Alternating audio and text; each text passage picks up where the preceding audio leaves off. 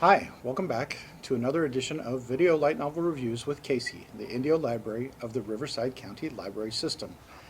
This time, we're going to be looking at Ascendance of a Bookworm, Volumes 1, 2, and 3, because they tie together into the first arc of the story. It starts with a post-secondary education woman named Urano. She's a bibliophile extraordinaire. She loves books, maybe even more than Yomiko Reedman from the Read or Die series, if that's possible. She's got her first job as a librarian, and she's totally excited and ends up dying in a book avalanche. Books fall on top of her, she's smothered, boom. With her dying breath, she wishes to be reborn in a world where she can read as much as she wants. And she wakes up in the body of a 5-year-old girl named Mine. And not just a young girl, but one who's been sickly her entire life. She's undersized, suffers from fevers constantly, and then realizes she's a commoner in this fantasy world. Her family has no money. Books exist, but they're very rare and very expensive. And most people don't even know how to write maybe their own name, if that. So she's decided that she wants to do something about this. She wants to make books. But she's so sickly that she has to do things differently. So she starts with cleaning her room, cleaning the house, making her environment a little better. She notices that everybody's hair is just filthy. So she creates a simple all-in-one shampoo to clean things up. And people start noticing these things. Her sister Turi is a couple of years older and is about to go to her baptism at 7 years of age. And Mine makes a new hair ornament for her. And this catches people's eye, and people are really wondering where it came from and where they can get them. She uses her knowledge from her previous life in Japan to do some of these things.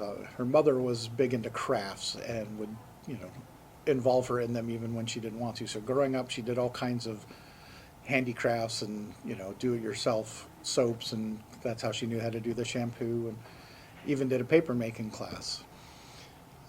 So she's got this idea that she's going to make paper and be able to make her own books, but she doesn't have the strength, and she doesn't have the tools. And I mean, even a pot to boil things in costs a lot of money in this world. Most families only have one, and there's no way her mother's going to let her use hers to make paper in this fantasy world. So she enlists the help of a neighborhood boy named Lutz, who it's pretty obvious has a crush on her even at this age, but he is willing to do almost anything for her. So they experiment with a number of ways. She wants to make a faux papyrus using reeds, but finds out that it's just, they're too hard or too small, too thin. She tries wooden boards, clay tablets, all kinds of things. Her father is a guard at the city gate, and it's found out that through her skills, she knows math, that she can help with some of the paperwork at the gate for another guard named Otto, who used to be a traveling salesman or traveling merchant. And that's what Lutz wanted to do, so he introduces them to convince Lutz not to do it because it's a hard life. But Lutz wants to still be a merchant, which introduces them to Mr. Benno, who is the leader of a shop in town. And because of those connections, he finds out about the hairpins and the shampoo and a number of other things that Mine has helped create, and starts buying the rights for them, including the paper, and helps them get their paper business up and going. And, it goes on and on. Throughout, of course, this whole time, she falls down with fevers a number of times, and you discover what is really actually happening and what she needs to do to get through it, because if it continues, she's not going to live a whole lot longer.